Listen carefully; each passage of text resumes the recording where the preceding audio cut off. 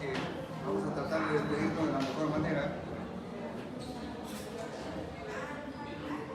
Y empecemos con el tema, ¿sí? Es el tema de antimicóticos y antihelmínticos. Cuando hablamos de patologías o enfermedades causadas por hongos, igual también las causadas por parásitos,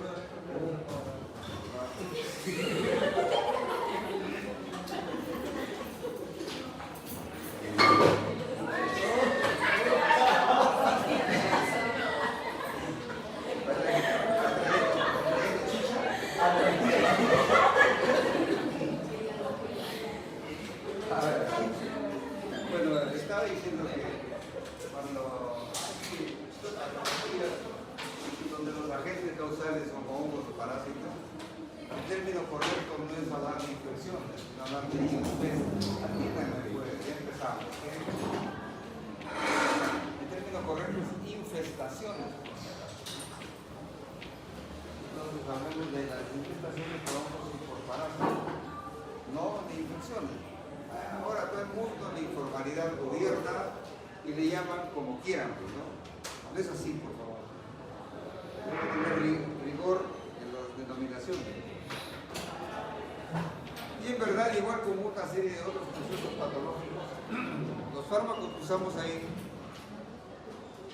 muchas veces no tienen la eficacia, el éxito que quisiéramos.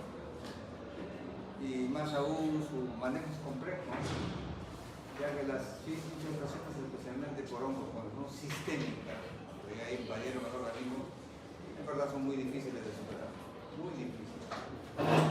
Requieren tratamiento monitorizado, con el uso de fármacos que son potencialmente tóxicos y son manejos de especialidad. Los hongos especialmente se caracterizan por infestar a pacientes inmunocomprometidos. Y ahí producen, repito, infecciones gravísimas, gravísimas. Entonces son pocos los hongos que tal vez nos interese conversarlos, porque sí lo van a manejar ustedes, y a eso nos vamos a centrar, ¿no? El tema no es muy extenso. Primero mencionemos de que los hongos todos tienen una estructura muy particular, en su estructura tienen un elemento muy estructural que se llama ergosterol. Y a ese ergosterol generalmente van dirigidos como diana terapéutica los antimicóticos. Y por fortuna, por actuar sobre el ergosterol, dañan la estructura del hongo y no afectan necesariamente la estructura del paciente. Eso da una ventaja terapéutica. Se clasifican en antimicóticos sistémicos, como su nombre lo dice, para controlar infecciones diseminadas, y antimicóticos tópicos, para infecciones leves que están infestando generalmente piel y mucosa. Entonces aquí tenemos polienos, análogos nucleócidos, etcétera, etcétera. Y hay que ir remarcando ahí, por ejemplo, el fluconazol, el itraconazol, el ketoconazol, la terminafina, que lo vamos a conversar un poco en detalle, porque sí son preparados que deben ustedes, con los cuales deben familiarizarse. Antimicóticos tópicos, ahí encontramos nuevamente al ketoconazol, ahí está otra vez la terminafina, porque son útiles en ambos procesos, tanto las infecciones tópicas y sistémicas. Ahí haremos referencia a algunos, como repito, el fluconazol y la terminafina, quisiera que vayan fijando en ustedes, ¿sí? Y vamos a referirnos especialmente al fluconazol. El fluconazol es un fármaco, podríamos decir, bastante enorme y que se usa frecuentemente, bastante, en casos de micosis causados por un hongo que es muy particular, se llama cándida. Entonces el fluconazol es muy activo contra la candidiasis. O sea, la infestación causada por este hongo que es una candidiasis muy especial, una particularidad diferente, por eso se llama monilla. También en el se denominan monilliasis.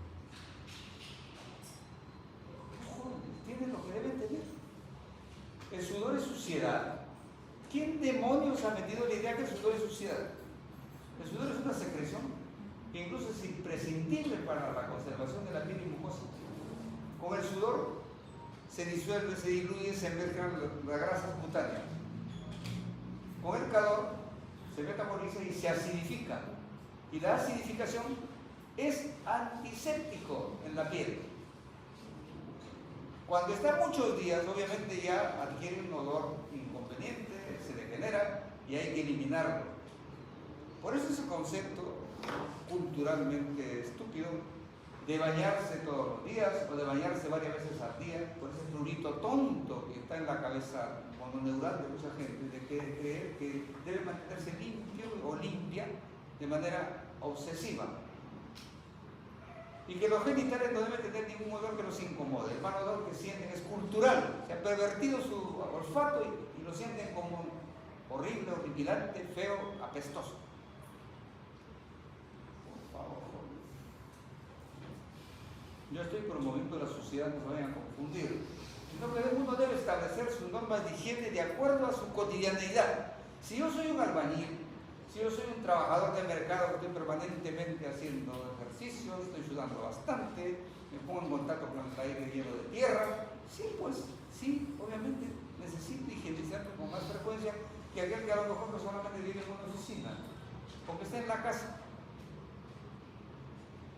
Pero para colmo encima se agrega la pésima, la perversa propaganda comercial que ustedes hacen caso como gente que no tiene criterio, como manada, como ganado, esa es la conducta de manada. De ver una propaganda e inmediatamente dice, ay mira, qué interesante, ¿no? Fíjate, hay que usar esto, corre, compra. Hay gente que está mirando el aparato y encuentra una idiotez, por ejemplo, propagandiza algo. Mira, este es bueno para sacar el oyente de la soya. Hay que usar esto, comprar esto, corre, compra a la tienda. Qué tonta es la gente ahora. Realmente da vergüenza. Dice, ¿qué estupidez es esta? Y ya se impregnó esto. Entonces salen los famosos reclamos de productos de higiene genital, ¿no es cierto? ¿Quién es? La compañera que se le baña.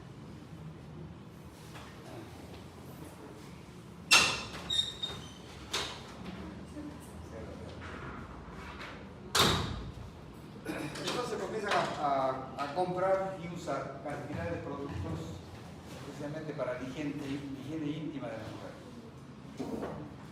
Y hay por ahí una aberración conceptual. Les dicen, por favor, usa este jabón ácido. Atiéndanme, ¿han escuchado eso? Jabón ácido. Ustedes supongo que han estudiado siquiera química, bioquímica, ¿no es cierto? ¿Es conceptualmente aceptable hablar de jabón ácido? Los jabones, por definición, son alcalinos. Son elaborados todos de hidróxido de potasio. Pero ahí salió un concepto miserable de jabón ácido. Y que se recomienda que las mujeres deben usar eso. Hasta eso es todo, ¿no? Pero lo más torpe es que lo usan y lo compran sin criterio, sin una mínima evidencia de inteligencia, de sentido de análisis. Y se vuelven víctimas del consumismo. Y con ese consumismo llegan a alterar sus patrones ecológicos y por lo tanto ahí logran en algunas circunstancias favorecer que estos hongos predominen y se multipliquen más de la cuenta y ahí establecen su posición ya patogénica. Pero el peor, digamos, desenlace es cuando esa mujer que tiene su flujo consulta y un profesional de salud, desgraciadamente médico, le dice, bueno, tiene usted una infección por hongos y ese hongo es transmitido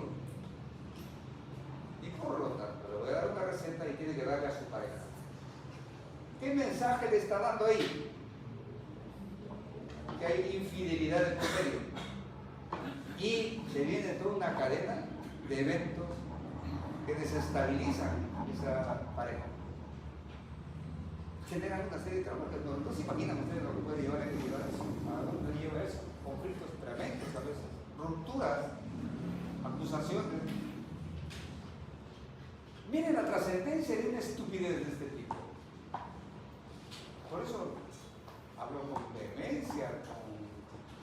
favor para que ustedes, por favor, no caigan dentro de ese grupo de profesionales de salud que sin criterio pueden desencadenar una serie de desenlaces. No, jóvenes, no es ITS. Y solamente conviene tratamiento de pareja, individual. Y ese tratamiento conlleva primero sacarle de la cabeza que no debe cometer esa tontería de hacerse esas quimios innecesarias. Antes la ginecología era tan torpe que casi a todas las mujeres les recetaban una bombilla de Hebe. Antes no había mucho plástico como ahora, Hebe, así como pelotas o una cánula adaptada, con la cual todas las mujeres, según los ginecólogos de esas épocas arcaicas, digamos, dinosauricas, le recomendaban, tiene que hacerse su lavado de vez en cuando. ¿Y con qué? Con agua jabonosa. Disuelva jabón de pepa, todavía cuando rentaban la ropa, y aplíquese la cánula adentro y dése una lavada. Eso era la indicación que hacían los ginecólogos antes. Por fortuna eso ya se erradicó. Bueno, entonces por favor me detengo en esto, porque es importante. Más importante es conozcan el mecanismo de acción de la candidiasis, ¿verdad? Entonces, esa disbacteriosis genera, obviamente, un proceso clínicamente muy incómodo y es necesario para combatirlo usar antimicóticos de este tipo. Y por favor, tratar de sacarle de la cabeza a esa persona que no tiene que hacerse ese tipo de, entre comillas, higiene. No lo necesita. No lo necesita. No estoy promoviendo la suciedad, no estoy promoviendo la antihigiene, no estoy promoviendo simplemente que hagan, digamos, uso de su inteligencia, una inteligencia básica nomás, ¿cierto? Y una buena información. Bueno, ahí está el espectro, la cándida, como ven ustedes, dermatofitos también para ciertos hongos de la piel y manos y pies, uñas, faneras. No son tan eficaces aquí, pero también puede utilizarse. Hay efectos adversos, sí, en algunos casos, por ejemplo gastrointestinales, pero que no son relevantes en verdad. Cuando tenemos una candidiasis que ya por frecuencia de infestación se hace crónica o se hace reiterativa, hay que tener en cuenta dos cosas. O esta persona, esta mujer, no está haciendo caso, sigue con su tontería de hacerse su tontería, de aplicarse su tontería por ahí líquido, como dicen, jabón ácido, preparado de odoriza, que le dan buen olor a los genitales, como si la mujer fuera mostrándolo para que lo atienda. Una consulta, y si en el caso la persona no se lava con este jabón, no, y solamente la agua, que eso es algo normal, y tiene ese flujo que sí es por contagio ITS, se le puede, ¿cómo se le dice esa secreción? ¿Y qué me dices? O sea, ¿cómo es cambio la secreción? No es contagio, no es agente que se causa como ITS, por favor, sácase de la cabeza. No, ya sea, ¿cómo es esa secreción cuando es por contagio? ¿O no hay secreción? No, la secreción ahí es por infestación del hongo, no es por contagio. Nadie le contagia eso. Las otras secreciones tienen su tratamiento. La de correa, especialmente infecciosa, por gonococo, por clamidia, por bacterias, eso tiene tratamiento. Eso no estamos hablando. ¿Ah? En general, la cándida no es un ITS. El flujo por la cándida, en realidad no hay. Solamente hay cuando está en exceso, ha proliferado más de la cuenta. Ahí es donde da la molestia con la disbacteriosis y ahí se requieren los antimicóticos como ¿ya?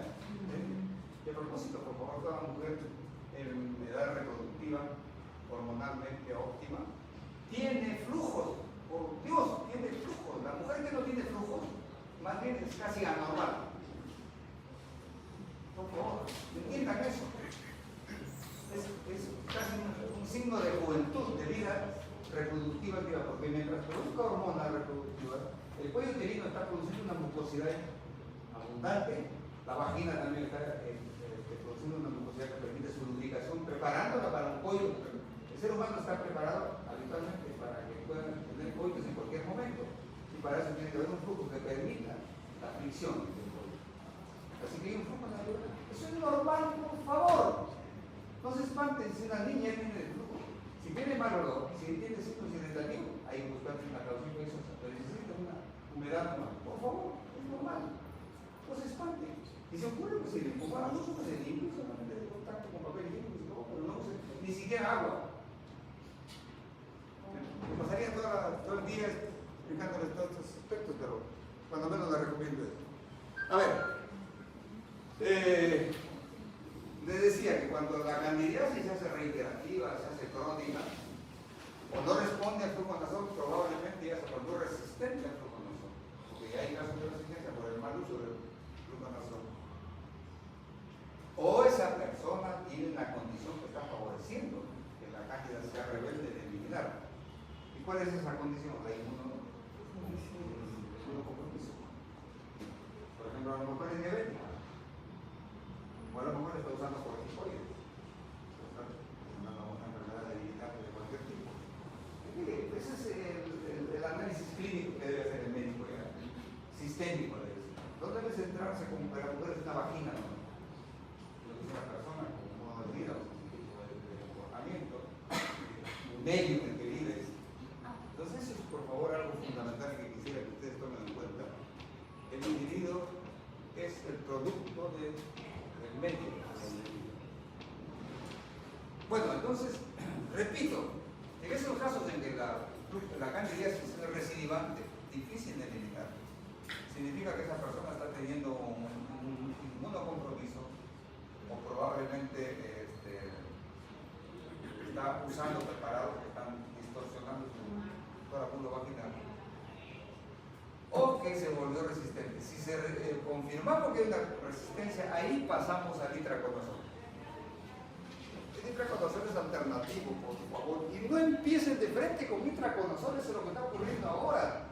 Si ustedes ven las atenciones, especialmente de ginecólogos, de frente empiezan con itraconazol. ¿Cuál es su lógica? A lo mejor ya es resistente, a lo mejor ya es resistente al fluconazol, así que le aseguro dando itraconazol. Eso es todo lo que están perdiendo ya potencialmente un fármaco que deben conservarlo como lo realmente se necesite y no lo desperdiciemos tan lejosmente, ¿sí? Entonces el itraconazol sí es un antimicótico que se usa generalmente como alternativo cuando el fluconazol fracasó. El otro antimicótico que es importante, por eso lo he remarcado, el fluconazol y la terbinafina son los dos que quisiera que ustedes fijen bien. Es el producto ideal en la modernidad, no sé si conservará esta misma condición, para las infestaciones por hongos de tipo dermatológico. La tiña peris, el hongo de las uñas, de los dedos, de los pies, la tiña inguinalis, la tiña capitis, que ocurre en la cabeza, las tiñas, pues, son dermatofitos los agentes de igualdad. Es excelente la terbinafina. Pero ahí quiero también remarcar lo siguiente. El tratamiento, jóvenes, de la piel manera, cuando están infectados por hongos, nunca es un tratamiento de hongos. ¿Por qué? Pues porque por lógica la piel es una capa, que tiene, perdón, es una epitelio que tiene varias capas, ¿no? Y se va renovando de abajo hacia la superficie. Entonces los hongos solamente están en la superficie. Los hongos están generalmente en una capa profunda y de ahí sus hifas salen a la superficie. Cuando aplicamos una cremita, ¿qué estamos haciendo? Controlando simplemente la infiltración superficial. Pero estamos penetrando al fondo donde está realmente la masa más dinámica del hongo. Así que siempre, en verdad, se va a requerir tratamiento sistémico. Y el tratamiento tópico debe ser complementario. Salvo que haya una condición extraordinaria, en la cual pues, solamente hemos cogido la infestación en su etapa inicial, donde está casi solamente en la superficie. Pero no pierdan el tiempo dando solamente cremita, porque ese paciente siempre va a estar regresa, porque como en el tratamiento tópico solo controlan el problema superficial, le quitan el prurito, le disminuyen el prurito. Pero el hongo está abajo y siempre va a seguir saliendo. Entonces, por favor, si bien estoy diciendo la terbinafina es excelente para la dermatofitosis, no significa que deben usarlo solo tópicamente, sino que es un complemento para que también le den el tratamiento sistémico, con terbinafina sistémico y su crema si quieren, o si no, terbinafina sistémico solamente. ¿Están? Ahí están los agentes en los que, digamos, se muestra su espectro. Ahí también ciertos aspectos adversos, también digestivos, no hay más cosas. Eso, por favor, es muy importante remarcarlo ustedes para que lo tengan en cuenta, ¿sí? Ahora hablemos de los antiparasitarios, donde existen la famosa helmintiasis. Sobre la parasitosis intestinal sí hay que comentar lo siguiente, miren, es una infestación pero bastante, digamos, notable. Se estima que más o menos un tercio de la población mundial está parasitada. Y de ellos, dense cuenta ahí lo que dice. Los menores de 5 años, según el lugar donde lo podamos estudiar, pueden tener una incidencia de 30% de parasitosis y en otros lugares 70%. Lugares pobres, como hay, o extremadamente pobres, como en el África subsahariana, el sudeste asiático, algunos lugares marginales de América Latina, ahí probablemente el 70% cuando menos están parasitados. Y lo más trágico es que tienen parasitosis múltiple, no crean que necesariamente hay un solo parásito. Hay muchas veces parásitos ahí de diversos tipos en un solo caso. Eso es algo común de los países como el nuestro. Bueno, ¿por qué? Porque en otros países hay factores sanitarios, económicos, culturales, biológicos y ambientales que lo facilitan. Por ejemplo, ¿cómo vamos a vivir en un sitio donde no consideramos la parasitosis como una enfermedad común, normalmente como chicago? Y de esto particularmente el problema como Leonardo Ortiz. Es un asco. No sé si han ido ustedes por Leonardo Ortiz, me dicen que ahorita un poquito como que ha mejorado su cuidado ambiental, me han dicho, no sé, me han engañado. Pero es un asco, joven. Entonces, ahí se garantiza que hay una buena salud ambiental. Bien. En América Latina dice que más o menos el 50% de la población de acceso de aquí, estamos acá, ¿cuántos somos aquí? 40 creo, al menos 20 están parasitados. O estamos. Y el otro asunto es que la parasitosis intestinal no siempre da síntomas. Vivimos tranquilamente, no manifestamos ninguna sintomatología y a veces lo descubrimos de manera,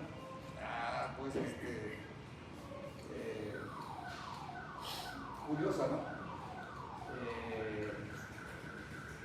En una alumno de acá, una paciente estaba en una posta médica, buscando atención médica por otra razón, ¿no?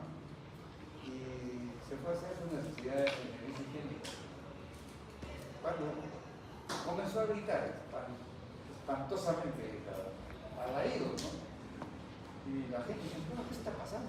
Bueno, era mal de salud. Y esta mujer había ido a defecar. Y gritaba, ¿por qué? Porque comenzó a salirle un animal tipo cinta, una tenia. Y se aterrorizaba porque el animal se movía, pues, y gritaba. Entonces, cierto personal de salud se puso guantes y comenzó a sacarlo. Parecía que nunca se acababa. 7 metros, el parásito tenía de pared a pared. ¿Cómo demonios cabía en el polo intestino delgado de esa persona? 7 metros de tenito, ya se movía, ¿no? ¿Se imaginan la pobre mujer cómo se aterrorizó por haber tenido esa cosa ahí? Pero nunca recibió. Así que es una cosa a veces dramática, ¿no? Y por eso digo, muchos ni siquiera lo notamos. Muchos niñitos, particularmente los que ven por el campo, panzoncitos, tienen una parasitosis múltiple, generalmente hasta el nútrico y el oxuro. El oxuro es muy común en la población, es bastante frecuente. Y se caracteriza ese bendito oxuro porque en las noches particularmente sale a poner sus huevos. ¿Y dónde los pone? Periné. Bien, o las mujeres se meten los penes en la vulva, en la vagina, generalmente en la niña, y producen molestia notable porque ahí obviamente pica, le duele a la niña, a veces hasta sangra, y se infecta adicionalmente y no se puede tener con correa. Entonces, ese niño generalmente pues, requiere un tratamiento generalmente sencillo, pero también a veces hay que tratar de ver si tiene una infección agregada para tratar la que se infectó. Y tiene descenso por la leucorrea por la infección agregada. Ahora, muchas veces la gente consulta porque sospecha que su niño o su niña tiene parásitos porque rechina los dientes. Es un síntoma que le atribuye mucha gente a la parasitosis intestinal. El niño debe estar parasitado porque le rechina los dientes toda la noche cuando está durmiendo. Es una equivocación notable, no tiene nada que ver ese síntoma con la presencia de parásitos. Generalmente el niño que tiende a rechinar los dientes es un niño con maltrato psicológico, es un niño tenso.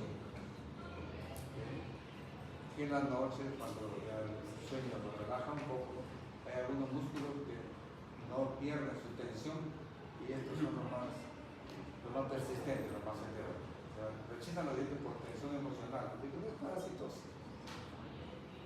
Y mucha gente imagina sintomatología. Bueno, los parásitos intestinales tienen estas características. Tenemos una clasificación general. Los clasificamos en protozoos y en el minto. Ahí está la clasificación de los protozoos como organismos unicelulares. Se publican directamente en el web, pero son asexuadas y son a veces intra o extracelulares. Y los helmintos o los gusanos son multicelulares, no necesitan el ser humano para multiplicarse y son parásitos extracelulares. Y la secretaria de acá. Hola. ¿Qué tal?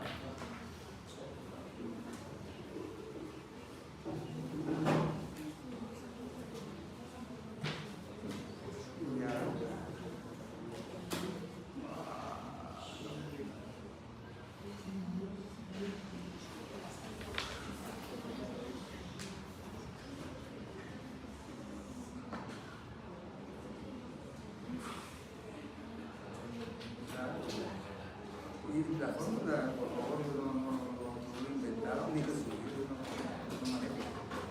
Es problema del sistema.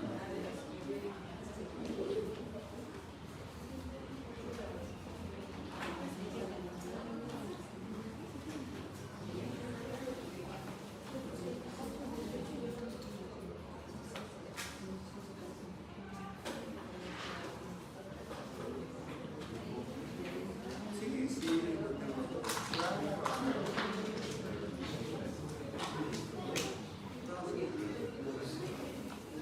Usted me envía qué es lo que debo hacer.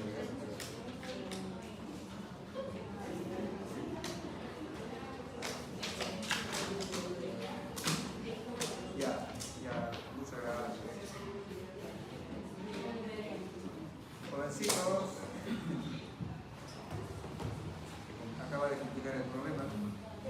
Han detectado, a ver, Daniela, han detectado que no sé qué demonios ha pasado de estos cuerpos sistemas donde se han confundido, se han equivocado con la fórmula y se ha hecho un zafarrancho en la calificación.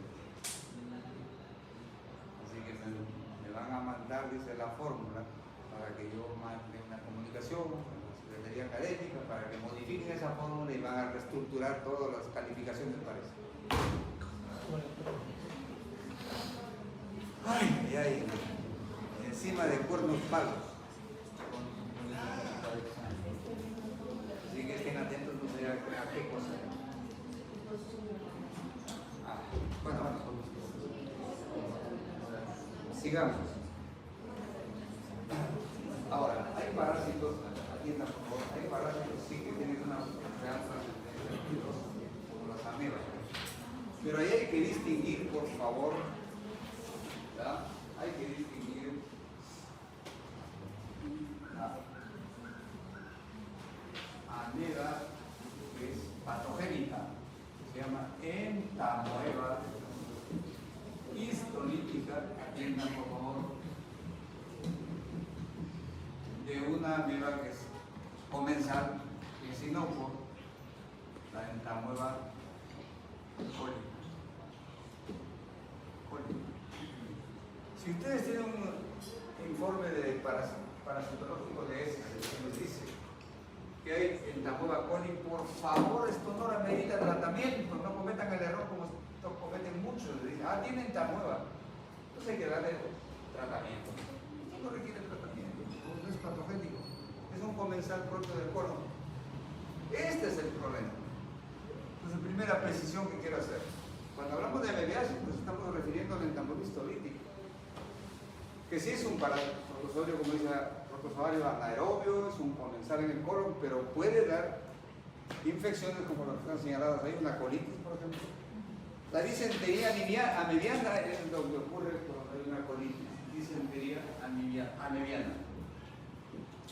Disentería, por si acaso, es la calidad de una diarrea mucosanguínea, con pujo y tenesmo. El paciente tiene un dolor prácticamente anal al defecar, notable, y puja muchísimo. Se llama pujo y tenesmo, y sale una mucosina, una deposición escasísima, con mucho esfuerzo, mucosanguinolenta. Y eso generalmente fenómenos febriles también, manifestación sistémica, la disentería amebiana. Este es el cuadro patológico menor, porque puede dar lugar a un proceso ya más serio como una hepatitis, es ya un proceso serio, y peor aún cuando se desarrollan abscesos hepáticos. Esto sí es serio, porque muchas veces se requiere drenaje quirúrgico, se tiene que operar al paciente para drenar ese absceso. Esto es una cosa severa, ¿no es cierto? Para esa entamueba usamos antiamebiásicos, donde están, por ejemplo, algunos que actúan solamente en la luz intestinal. Ahí está el fluorato de hidroxamida. Otros que son exclusivamente sistémicos, dihidrometina y cloroquina, y otros que son mixtos, tanto actúan a nivel de la luz intestinal como a nivel sistémico. Y ahí utilizamos fármacos como los nitrimidazoles, donde encontramos realmente el metronidazol como el prototipo, el tinidazol, ornidazol y sectinidazol. Ahí están las indicaciones. Entonces, particularmente para el metronidazol utilizamos la disentería amebiana, también para otro parásito que es muy frecuente, la Giardia lamblia, entonces la giardiasis, las amebiasis invasivas y otro germen que es muy común incluso como causante de ITS, la tricomona vaginaria. Para este tipo de agentes, la disentería por ameba, la giardia, las tricomonas son muy activos fármacos como el metronidazol y además también como el tinidazol. ¿Sí?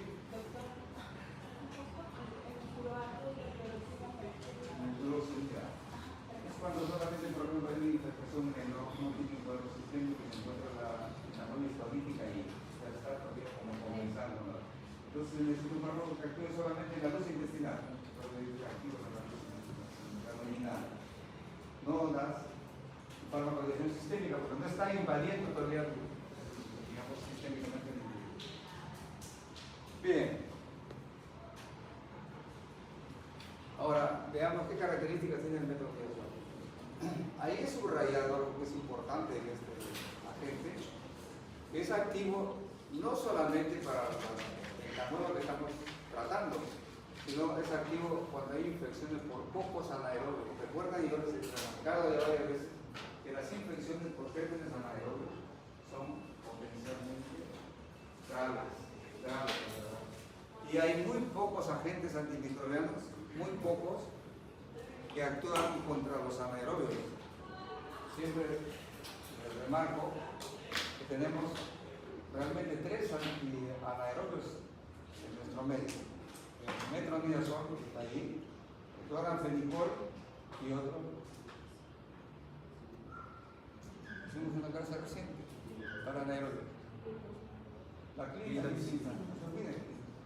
Metronidazol, cloranfenicol y clindamicina. Podemos escoger Bueno, entonces, también por si acaso el metronidazol es activo para el Helicobacter pylori. Este agente que ya lo conocemos, que generalmente está acompañando a muchos pacientes ulcerosos o gastríticos. Helicobacter pylori. ¿Tiene efectos adversos? El metronidazol, sí, pues, de tipo gastrointestinal, por ejemplo, incluso algunos como insomnio, vértigo. Y el efecto disulfiram. Ese efecto disulfiram está relacionado al alcohol. Les comento esto, miren, bueno, pues es común que el ser humano siempre caiga pues, en el vicio del licor, ¿no? Eso es casi parece natural, ¿no? Se ha demostrado que la tendencia a los aditivos, incluido particularmente el alcohol, no es solamente exclusivo del ser humano. Muchos animales también desarrollan alcoholismo. Los monos, por ejemplo. Hasta aves, loros, ¿sí? Pueden acostumbrarse a consumir bebidas alcohólicas. Bien, entonces es un vicio universal e histórico y prehistórico.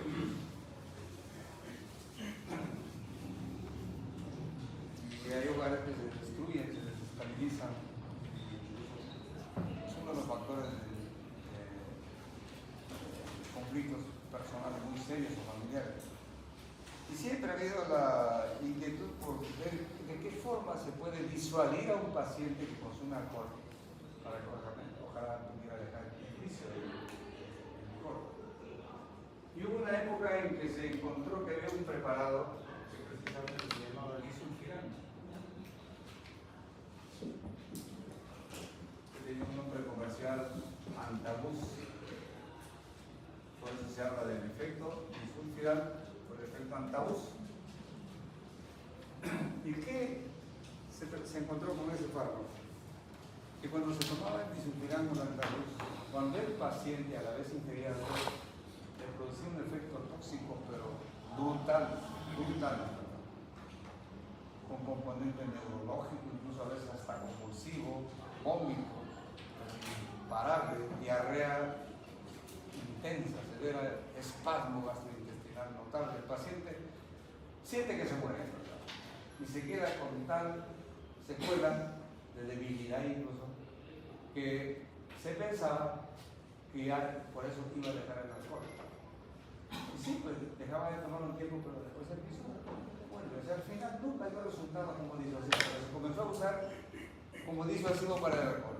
Y había colegas, que siempre ocurre en este tipo de personas, que le indicaban a familiar, por ejemplo, que consultaba por el hábito del consumo de alcohol de sus pacientes, y decían, ¿qué puedo hacer para que deje el alcohol? Decían, denle este preparado. Cuando realmente llega mareado, usted puede darle la comida, o dígale que vitamina, y así lo hacían. Ve, y haga algo así. Toma tu caldito. Le dirían ahí, el señor decía, mira, además toma una vitamina para que te recuperes rápido de esto. Y presentaba ese efecto. Con la expectativa de que iban a dejar la alcohol. Y a veces se quedaba así, porque la alcohol te está haciendo daño. Sí, que lo dejaba una semana y después recaía. Eso fue un fracaso. ¿Y qué ocurre? Que ese efecto tóxico se presenta curiosamente con el metronidazol y similares cuando ingieren a la vez alcohol. Por eso la recomendación puede ser por favor estricta, ¿sí? Indicar al paciente que mientras toma este medicamento, al paciente o a la paciente, no debe ingerir alcohol, por favor, es todo lo que diga. Es un efecto tóxico muy severo, muy severo. El metronidazol, por si acaso, tiene otras acciones importantes, como inhibir la inmunidad celular. Son mutagénicos, carcinogénicos, no, por fortuna no es tan frecuente esto, pero sí suele ocurrir. Y lo último, sensibilización a las radiaciones de las células hipóxicas. El cáncer de cuello uterino particularmente es muy notable porque presenta gran cantidad de células hipóxicas,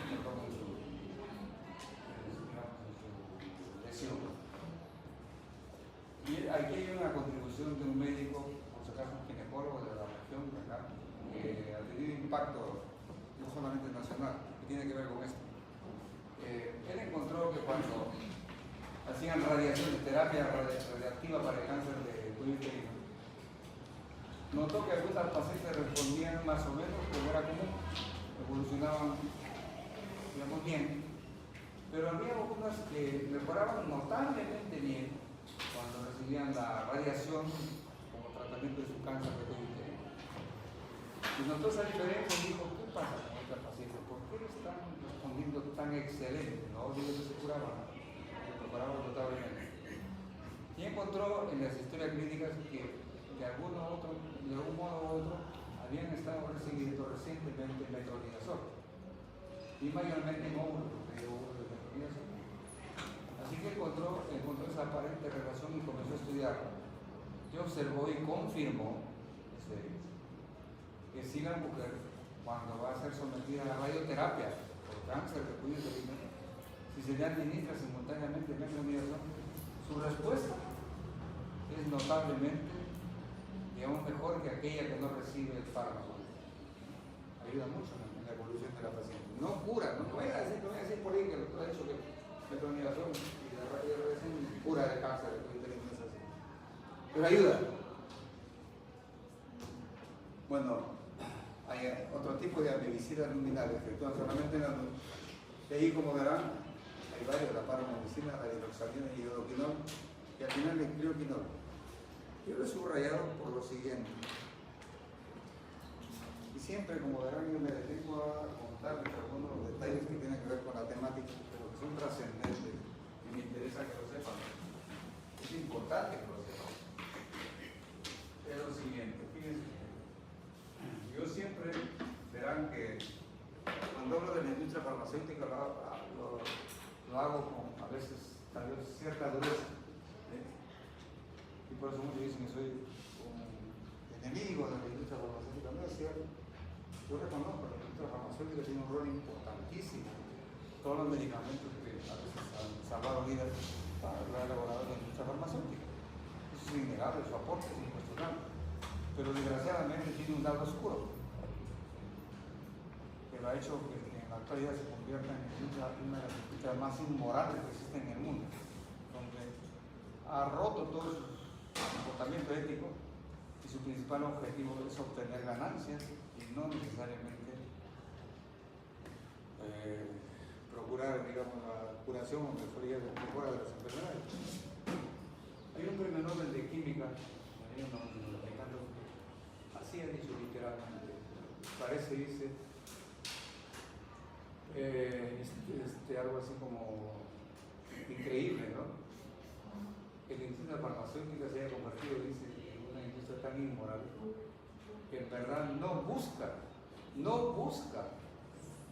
el beneficio de las personas, no busca la curación de las personas, sino que ojalá se mantengan siempre enfermos para poder negociar con sus productos. Eso, joder, te juro que es una realidad. Entonces hay que estar muy claros en esto y no caer, por eso, en la perversión del acto médico. Ahora, esto es dramático. Así nomás no hay médico que prescriba medicamentos a conciencia. Siempre está influido por un determinado laboratorio. Es increíble, ¿no?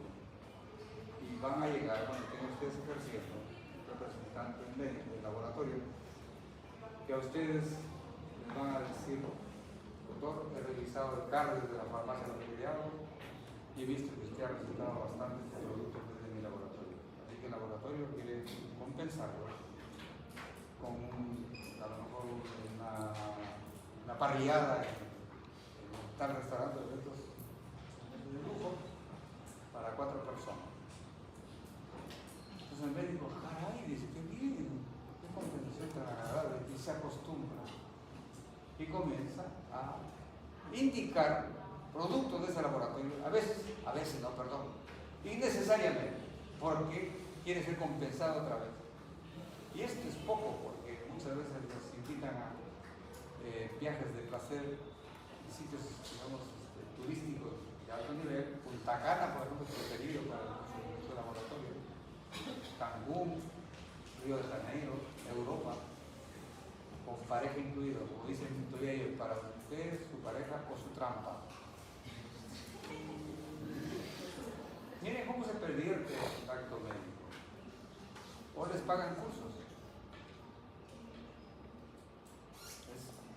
Eso es lo habitual. Y hay colegas que no solamente se benefician con eso, sino que les dan un monto, un beneficio, un depósito económico por haber prescrito medicamentos que le conviene al laboratorio tal. Y conozco colegas, desgraciadamente, que la remuneración que reciben por ahí es mayor que la que ganan por ejemplo en su centro de trabajo. Y se quedan esclavizados de la prescripción medicamentosa para favorecer este tipo de cosas. Es asqueroso, sinceramente asqueroso. Bueno, entonces, ¿qué pasa con el cloroquinol? ¿Por qué estoy refiriéndome a esto? El cloroquinol es un producto que se lanzó al mercado mundial como un antiamebiásico. Y en verdad es bastante activo. Antiamebiásico, o sea, para la prueba con histolítico. Sí, pues, justificadísimo su uso. Pasaron los años y el laboratorio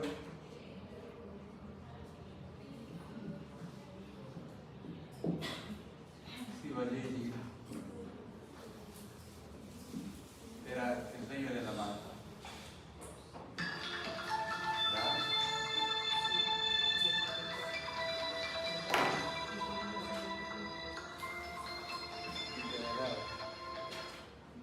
Hola, ¿qué pasó? Estoy en clase. Sí, sí.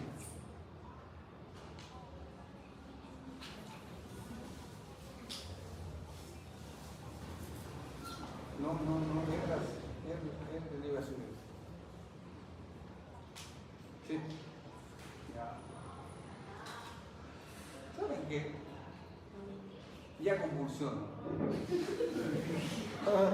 Todos los días, a cada momento, me están llamando todo el mundo, por múltiples razones, y me están pudriendo los días. Francamente les comento esto un poco ya en broma, pero es espantoso. No me dejan descansar para nada. Que hay esto, que esto se ha hecho mal, que alguien está reclamando, o de otro lado, alguno incluso quiere sorprenderme. Realmente es terrible conmigo. Y debo referirles esto. Cuando yo vine acá, vine con la mejor intención, en verdad, porque toda la vida ha sido así para mí, ¿no?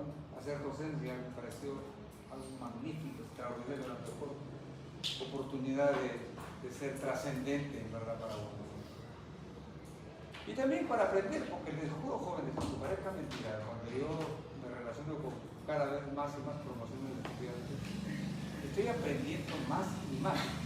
Estoy creciendo intelectualmente, creciendo como, digamos, como médico en el aspecto académico. Entonces me siento satisfecho hasta el extremo siendo docente, más que médico asistencial. Pero en esta ocasión me siento tan casi avasallado que, francamente, me está haciendo incluso mucho daño. Y ese daño incluso, yo he conversado con algunos conocidos, lo estoy transfiriendo hasta a mi familia. Y les comento algo que es real. Yo tengo mi esposa que es diabética y que no está bien de salud. Es algo, digamos, irreversible. Y depende mucho de mí, porque vivimos solos, ¿no? Los hijos viven aparte. Entonces, yo incluso tengo que estar cuidándola y aplicándole, por ejemplo, su insulina. Así, militarmente la insulina en dosis y en la hora apropiada. Y siempre me está llamando, por favor, haz esto, ayúdame con esto. Le juro, hasta en eso me he vuelto un miserable. Porque digo, déjame de jorobar. trabajar, estoy ocupado, estoy metido en estos problemas, resolviendo esto, otra cosa. Me han malogrado la vida, les juro, sinceramente, no ustedes. Esta experiencia, ¿no? Creo que me siento arrepentido. ¿Por qué demonios hace esto? Ya falta poco todavía. Ay, jovencito, discúlpenme que lo diga con tanta emotividad, pero es una realidad. Entonces, uno de los docentes, acá, me llama y me dice, doctor, por si acaso, el examen de aplazado va a ser creo a los 3 días del cuarto examen, así que como hay muy poco tiempo, usted va a tener que hacer, va a tener que hacer 5 preguntas de la primera unidad, 5 de la segunda unidad, y yo voy a hacer de la tercera y de la cuarta, y eso va a ser el examen de aplazado. Digo, ¿así, doctor? Como debe ser, más acá del curso, digo, muy bien, pues. Porque me habían dicho pues, que había esa preocupación de que el examen a lo mejor debía tomarlo solamente el docente, que es el dueño de las teorías, y eso me parecía lógico. Y resulta que coincidentemente el doctor Uzquiano, que es el jefe de departamento, y la doctora Emma Mocaro, que es la secretaria de la facultad, me llamaron y les pregunté, digo, ¿cómo se dice? No, doctor, dice, ¿de dónde ha sacado este doctor tal? No, doctor. El examen de aplazados lo hace usted para el grupo de alumnos que ha tenido y él hará su propio, pues. Así es siempre. Digo, lógicamente así debe ser. Así es siempre. Entonces le mandaba un correo pues, a este doctorcito, le digo, oiga maestro, ¿qué pasó? Digo, ¿está confundido? ¿O qué pasa acá? ¿Cómo usted me indica que yo debo hacer 5 preguntas? No, me dijo, no sé lo que dice. Eso solamente era una sugerencia. Digo, oiga, mi estimado. ¿Dónde te ahogas? Oiga, mi estimado, digo, usted no me lo ha planteado como sugerencia, me lo ha planteado como orden, le digo. Así que no me trate de confundir, pues. No, pero doctor, usted tiene libertad para hacer, sí, pues doctor, por si acaso. Esa es la verdad, cómo debemos trabajar en el examen de pasado. Y le pido, por favor, que tenga mucho cuidado con eso. Listo. Así está la cosa. O sea, ni siquiera con los compañeros de trabajo puedo confiar. ¿Saben lo que significa eso? Sentirse solo. Realmente uno se siente solo. Más apoyo tengo de alumnos. Por ejemplo, acá el delegado de ustedes. Me ayuda muchísimo. Su botella para que brinden después con él. Yo tengo que manifestar eso, que el personal que me apoya generalmente son los delegados. Les agradezco muchísimo, en verdad. Les agradezco mucho. Y yo no tengo cómo compensarlos, porque tampoco es bueno, se podría entender como algo inmoral. Lo que he hecho con ellos es regalarles un librito que edité hace 5 años. Es un libro que como quisiera que lo lean todos, porque es un libro donde vomito mi rabia, mi incomodidad por la forma tan pésima como se está ejerciendo la medicina y cómo se ha prostituido la medicina en el mundo, sobre la industria farmacéutica, sobre los errores que hay por ahí tan pérfidos y a la vez tan frecuentes de conceptos de la gente común, mitos y otras cosas. Entonces, disculpen, estamos hablando de esto, pero ya me desvié, pero completo la idea. No crean que me veo resentido. Yo quisiera irme ya, les juro, ansío irme, porque necesito siquiera en este fin de año estar tranquilo. Y no lo estoy. Estoy pésimamente incómodo. Pésimamente incómodo. Y para colmo, me han pedido que me quede para hacer el curso de verano. Estoy en verdad pensando.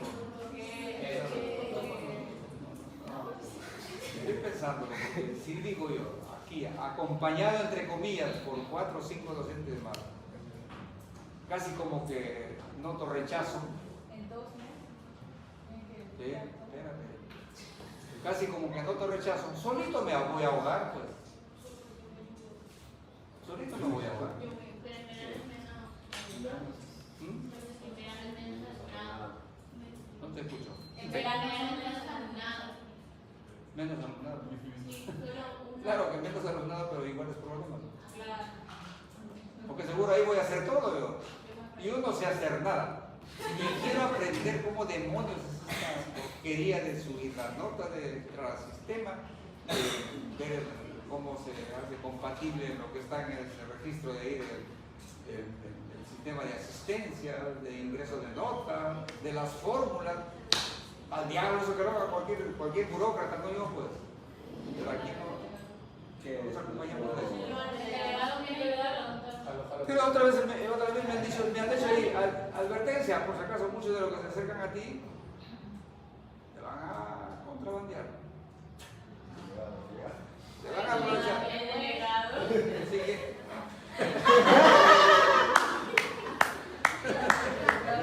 no creo eso, no creo obedecer tanto abuso. Bueno, jóvenes, estoy curtido, pero me incomoda, sinceramente, me incomoda una barbaridad. Entonces, doctor, este es el primer ciclo que enseña acá y también el último. Este es el primer ciclo que enseña acá y también el último. Sí, fue la primera vez que voy acá. Pero- no sabía ni siquiera cómo ingresar acá. Pero también es el último, o sea, o va a seguir estudiando acá. No, me parece que quieren que siga. Sí, Porque, doctor. ¿sabes? Hacemos barrio. A la bien, a la Yo he bien. sido muy crítico, y ustedes se los han manifestado, de que este curso necesita reorganizarse. Está pésimamente estructurado. Por ejemplo, la carga académica, la carga temática. Yo les he dicho, en ninguna facultad de medicina del país se justifica hacer temas que no van a tener utilidad para ustedes. Porque recuerden, aterricemos, estas facultades forman solamente médicos generales. Y ningún médico general va a manejar antiarrítmicos, pues no me joroben. Pero uno de estos cabeza hueca que me acompañan en la docencia ha sentido que he hecho una grosería no dictando los antiarrítmicos. Así que así ha dicho, ¿me enteraron que el doctor Marcelo no ha hecho antiarrítmicos? Ajá. Y le dice a una de sus compañeras, van a ver en la práctica cómo los voy a destruir con la práctica de antiarrítmicos. O sea, miren cómo toma venganza este estúpido. Toma venganza este miserable, que me diga algo a mí, pues. Que se enfrente conmigo si quiere. Pero ¿qué tiene que decirles a ustedes, asustarlos, espantarlos con eso, no? Otro tarado por ahí que les dijo, el doctor Marcelo ha dicho que en la clase antihipertensivos que los diuréticos actúan como vasodilatadores y que no modifican el volumen circulatorio. ¿De dónde sacaba eso el doctor Marcelo? Este baboso ignorante. Es un ignorante en farmacología y quiere por ahí cuestionar una información que es sólida científicamente, digamos, real. Yo cuando vengo aquí, como les digo, no vengo porque he escuchado que alguien ha dicho algo y vengo y lo traigo y digo, por si acaso esta novedad es muy buena. No, jóvenes, traigo solamente lo que está confirmado científicamente y actualizado. No les traigo novedades tontas, modas estúpidas, no. ¿Estamos? Entonces, así es la cosa, pues, jóvenes. Y parece que ese tipo de actitudes a algunos los espantan. Entonces, también les resulta, digamos, incómodo, ¿no? Entonces, tanto el jefe de departamento como la doctora Moncarro me han pedido una reunión para plantear propuestas sobre cómo, digamos, mejorar esta asignatura. Y yo sí lo voy a hacer y me largo, ¿sí?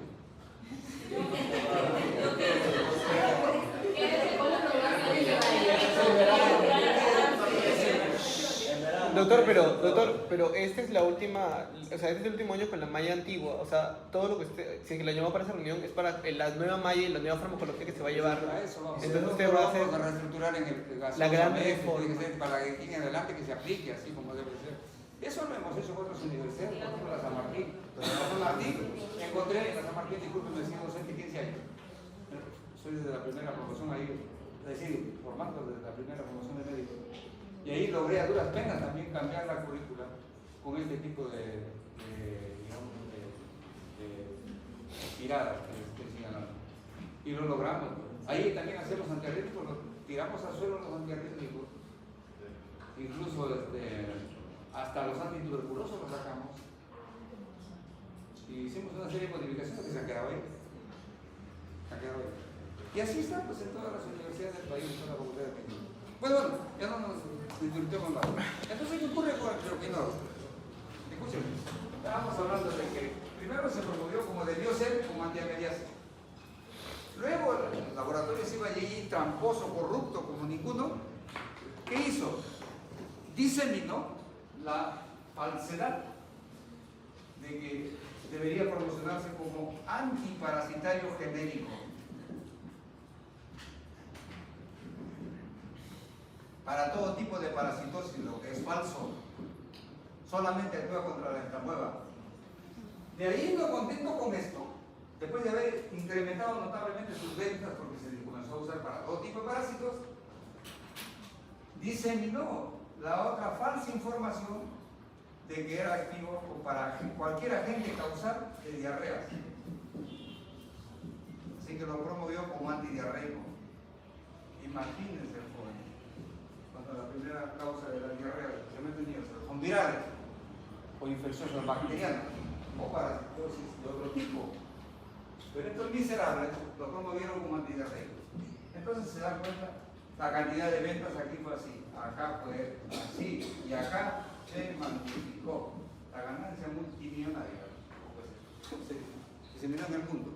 Acá en nuestro país, como siempre, nuestro Ministerio de Salud, oligofrénico, de los fenómenos del niño, del 82, 83 y el 98, donde obviamente después de cada fenómeno del niño venía una catástrofe de salud, donde mayormente las enfermedades diarreicas y parasitarias se incrementaban notablemente.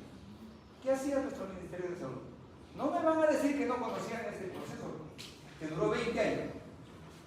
¿Saben lo que hacían? Entregaban a cada hogar humilde, a las zonas humildes, no se iban pues, a Miraflores, no se iban a Santa Victoria.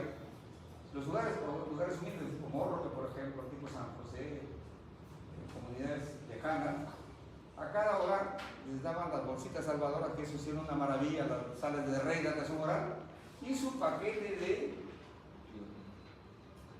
iluminol para todos los pacientes que pudieran presentar diarrea. Imagínense.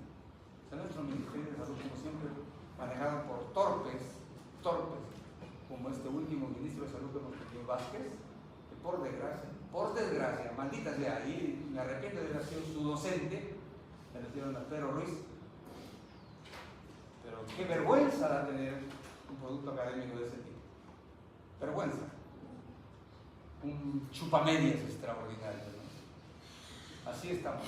Entonces, este Ministerio de Salud lo difundió pues, como antidiarreico. Y mientras en ese tiempo ya estaba en proceso incluso culminante la denuncia que hizo el gobierno japonés, Japón, jóvenes, una de las primeras potencias del mundo, le hizo una denuncia al laboratorio CYA. ¿Por qué? Porque ellos, con su sistema de salud impecable que tienen, detectaron que comenzó a ocurrir una enfermedad nueva en el Japón. Le llamaron, por siglas, SMON, no. En castellano se traduce como neuropatía mieloóptica subaguda. Neuropatía mieloóptica subaguda. Y esta enfermedad era brutal, tóxica, neurológica y producía ceguera irreversible y muerte de pacientes. Cuadro terrible, consecuencia del cloroquinol. Pero para que Japón pueda demostrar que este proceso era consecuencia del cloroquinol, ¿creen que le fue fácil? Para que vean lo que significa el poder económico de estos transnacionales farmacéuticos. Y un gobierno del primer mundo no pudo entrar a sus archivos, porque siempre había una contrademanda, una protección de los corruptos de siempre, abogados. Entonces protegían a este laboratorio. Pero al final logró Japón demostrar eso. ¿Y cómo lo hizo? Por presión jurídica abordaron al famoso doctor Consol,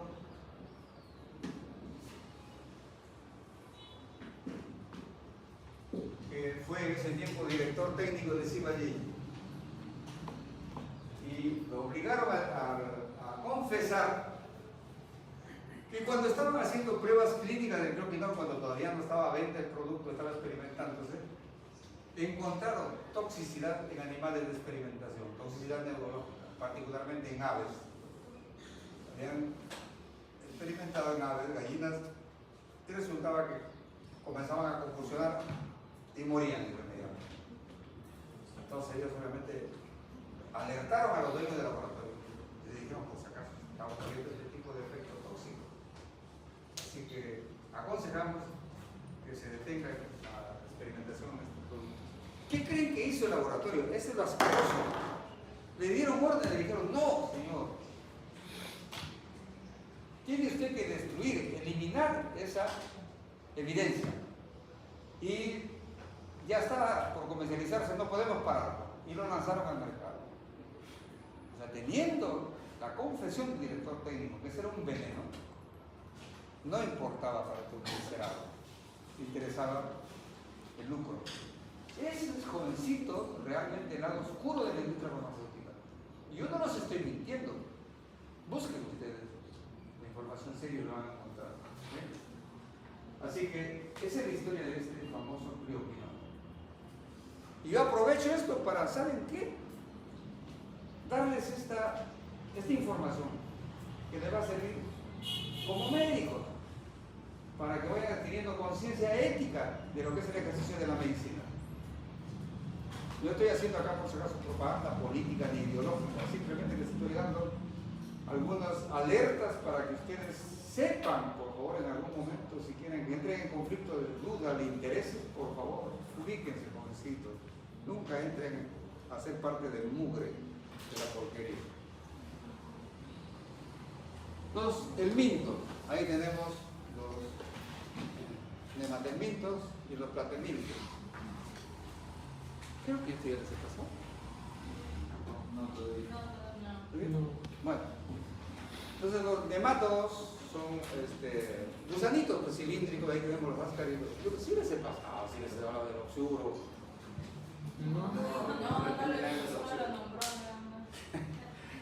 Estoy cruzado, estoy acordándome de la clase de ayer. Entonces ahí tenemos el álger y lubricoides y la astenia. ¿No les he hablado de la mujer que se iba al baño y que no la tenía? Sí, pero no dijo tratamiento. Ya, va. Entonces tenemos nemátodos y céstodos donde están este tipo de agentes, ¿no? Ahí la Organización Mundial de la Salud ha recomendado hace tiempo que debemos priorizar estos medicamentos esenciales antiparasitarios. Como antihelmínticos, para los gusanos cilíndricos, idealmente tenemos el albendazol, el levamisol, el bendazol, etc. ¿Sí? Para los tremátodos tenemos el praziquantel, y para las filiarias, que es un parásito muy especial que generalmente hay en el África, la dietilcarbamazina y la ivermectina. Esta ivermectina, no sé si se acordarán ustedes, nos dio a todos los pobres pacientes de coronavirus de la manera más estúpida. Nos dieron tragar ivermectina en cantidades industriales. No sirvió para nada. Bueno, aquí hay que destacar entonces el albendazol y el mebendazol, que se usa mucho en nuestro programa del Ministerio de Salud, que es de desparasitación. Ustedes van a escuchar y escucharán. Dice, el Ministerio de Salud va a establecer una campaña de desparasitación. ¿Dónde? En las zonas pobres. A todo el mundo les da el mebendazol. Dosis única. Y con eso está desparasitando. Está desparasitando. Está matando algunos parásitos nomás, pues, del oxuro, tal vez del ascaris. Pero el resto necesitan tratamientos diferentes. El mebendazol, en verdad, bien usado es bueno, es excelente. Ahí están sus características, su absorción rápida, fluidez oral, pero incompleta. Mejora con los alimentos. Esta es una cosa casi paradójica. ¿Por qué? Porque ya les he dicho que la mayor parte del medicamento, cuando se administra por vía oral, junto con la comida, se altera su absorción. Y como principio general, siempre deben darse los medicamentos con el estómago vacío.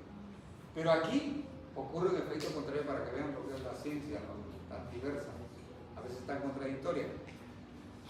Mejora bastante su absorción cuando se ingiere con alimentos.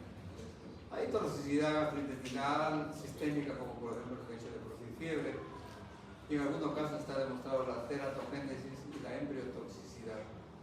Esto por favor hay que tenerlo mucho en cuenta. Por lo tanto, incluso no usar en mujeres embarazadas e incluso en menores de 2 años. Hay que tener muchísimo cuidado porque en algunas campañas de desparasitación que hace el Ministerio de Salud no hay discriminación a niños pequeños con el fin de desparasitar. Y eso, por favor, no es correcto, ¿sí? El praziquantel es excelente, por si acaso, idealmente para las tenias. Entonces, el albendazol, recuérdenlo, para parásitos comunes cilíndricos, lombriz intestinal, ascaris, lumbricoides, etc. Para las tenias, praziquantel. Es excelente su producto. Ahí están sus propiedades farmacológicas. Entonces, jovencitos, no hay creo que más cosas que comentar. Como verán, me he basado en dos agentes